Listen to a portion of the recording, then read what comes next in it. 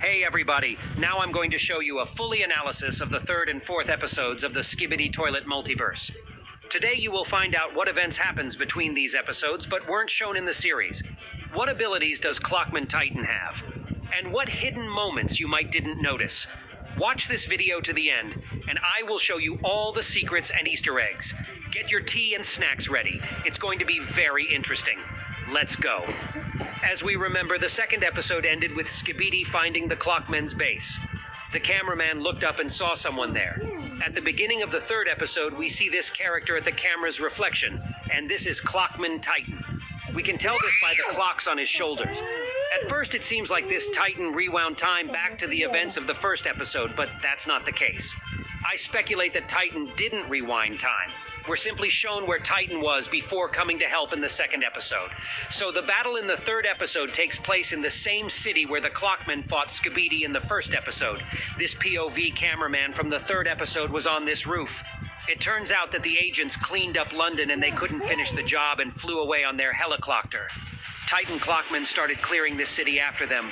Right after Clockman defeated this Skibbity scientist toy from Walmart, he came to help protect the base.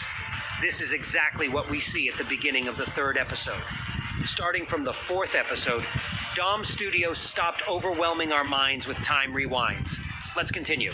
Down below, we see Skibbity attacking TV Woman and her boys. Looks like this guy's scared of Skibbity as hell. And it's no surprising, we know how TV men can leave other agents in troubles. When the Skibbity hybrid is about to attack the POV, Clockman Titan comes to help. He saves him using his time shuriken. I assume that this guy can control it with his mind. His shurikens can hover in the air and fly in different directions. Also, this Titan apparently can stop the time, just like that big Clockman. After the metal guy helps the cameraman, he starts throwing time balls to the toilets. He first shoots down and we don't see this Skibbity, but he's definitely there. After that, Titan shoots at the flying toilet with some flat roof and a rocket launcher. But he doesn't have a jetpack or anything like that, and I don't have ideas how he can fly. Now let's take a look at Titan's cannon. Before the firing, there are some particles around the gun. I think Titan's weapon accumulates time energy before firing and turning it into a sphere.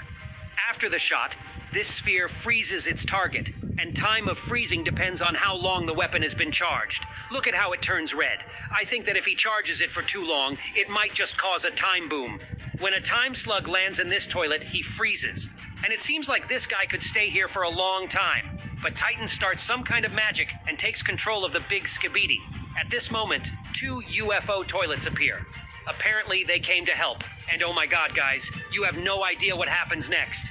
The big hypnotized Skibbity starts sawing these guys. Look at this dude. He just turns to controlled toilet and he's like, "Why are you bullying us?" But the big Skibbity doesn't care about anything in this world, and the buzzsaw goes like sssss. After that, something explodes behind Titan, and look at him, he didn't even flinch. The POV turns, and we see a flying Skibbity scientist. Bro really glue an airplane to his toilet. What the heck? Why couldn't he just make a jetpack? The big guy is getting ready to kick the scientist's butt, and the episode ends at this moment. The fourth episode begins in the same city, but in a little different location. The POV cameraman in the third episode was on this roof. At first glance, it seems like a continuation of the third episode, but it's not. Here you can see that it's a different Skibbity scientist. This means that some events happens between the third and fourth episodes that weren't shown to us. First, Clockman defeated this Skibbity robot, and right after that, Titan flew to help the agents, and together, they managed to protect the base. Then, Titan, along with these guys and the POV, arrives at the same place. When the Skibbity scientist comes out, we see him explode. But that was clearly not a Clockman shot. As we've seen, his weapon doesn't blows up enemies.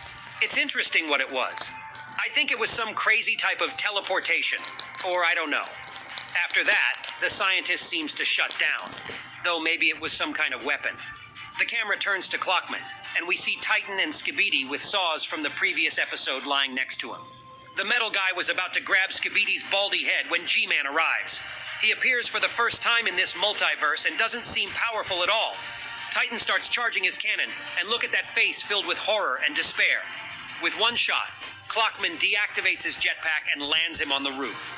After grabbing G-Man's head, he starts a time therapy, and I think he wanted to do the same thing as we saw in the previous episode.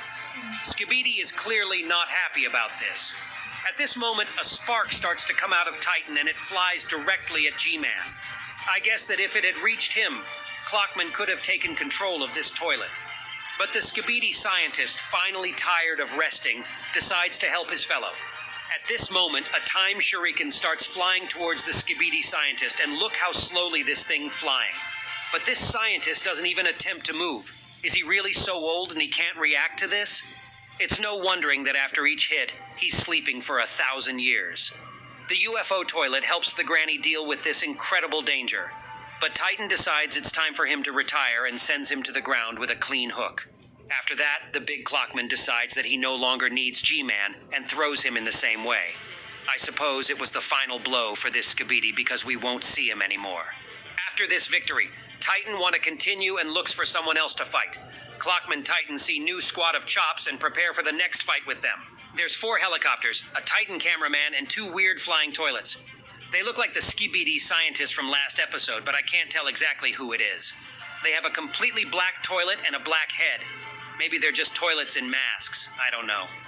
At this moment, you can notice Titan's core begins sparking. Titan clearly needs a rest, and the main clockman sees it and tells him to stop. Titan nods and raises his fist, and after that, the scientist rises again and offers his face for a smacky slap.